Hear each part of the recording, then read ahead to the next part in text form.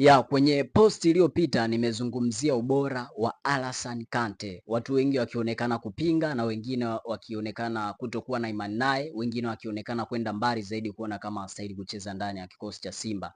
Lakini mimi naamini ni kiungo bora kabisa anayestahili kucheza ndani ya kikosi cha Simba na ana uwezo wa kuisaidia timu.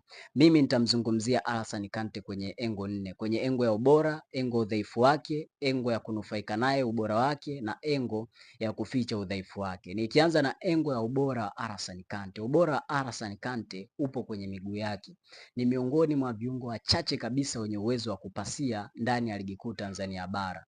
Ni aina ya viungo ambao tunawaita mapasa. Sasa pasa mara nyingi anakurahisishia kufanya progression ndani ya timu yako. Ni viungo ambao wanafanya majukumu mama ya kuisaidia timu kutoka fezi moja kwenda fezi nyingine, kitu ambacho ni muhimu sana kwa kila timu.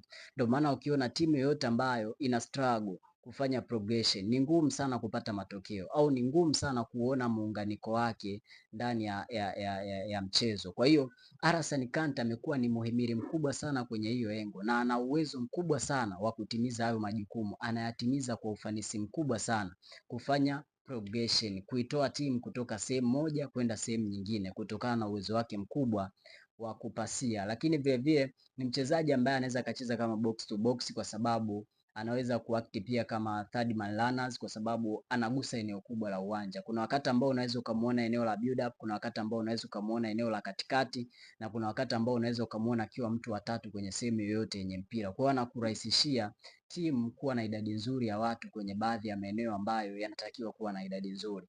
Lakini udhaifu wa Alassane Kante ambao mimi nimeuona, kitu cha kwanza ni lack of concentration.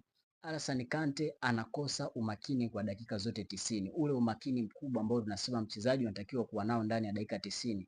Alassane Kante amekuwa kiumisi, ndio maana kuna wakati anafanya maamuzi ambayo unaona kabisa hapa amepitwa na tukio kwa sababu hakuwa makini kwenye kile ambacho alikuwa anakifanya. Utaona anamkumbatia mtu au kama ilivyotokea anapiga back pass kwa mpinzani na vitu vingine kama hivyo. Lakini udhaifu mwingine, Alassane Kante sio bora asipokuwa na mpira, sio bora asipokuwa na mpira.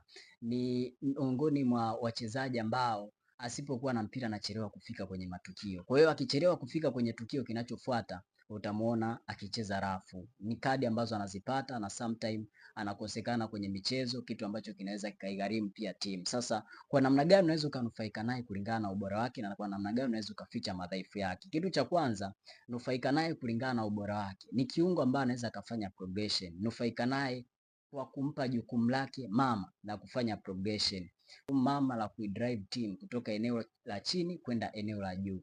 Then namna gani utafikia udhaifu wake? Mtumie kiungo mwingine kwenye eneo hilo karibu yake ambaye anaweza akafanya majukumu ambayo yeye hawezi kufanya. Mfano, hawezi kufanya kwa ubora mkubwa majukumu ya kuzuia kwa sababu sio bora asipokuwa na mpira. Basi mtumie na Yusuf Kagoma kwenye eneo lake. Utamuona Alassane Kante ambaye ni bora kwa sababu atatimiza jukumu lake mama ambalo ana uwezo mkubwa wa kulifanya na progression, lakini kuzuia atalindwa na kiungo ambaye ana uwezo wa kuzuia kwenye karibu yake au kwenye hilo eneo. Ndio maana ukiangalia hata kwenye mchezo dhidi ya Esperance first half, Alassane Kante alikuwa bora sana, Kagoma alikuwa bora sana kwa sababu walikuwa ni viungo wawili wenye sifa tofauti na ambao wana uwezo wa kufichiana madhaifu. Ni ngumu sana kumuona Yusuf Kagoma akiwa bora Alassane Kante asipokuwepo uwanjani, na itakuwa ngumu sana kumuona Alassane Kante akiwa bora uwanjani iwapo Yusuf Kagoma hata kuwepo uwanjani, kwa sababu unawahitaji hao watu wawili ambao wana uwezo wa kufichiana madhaifu. Kwa hiyo hata kocha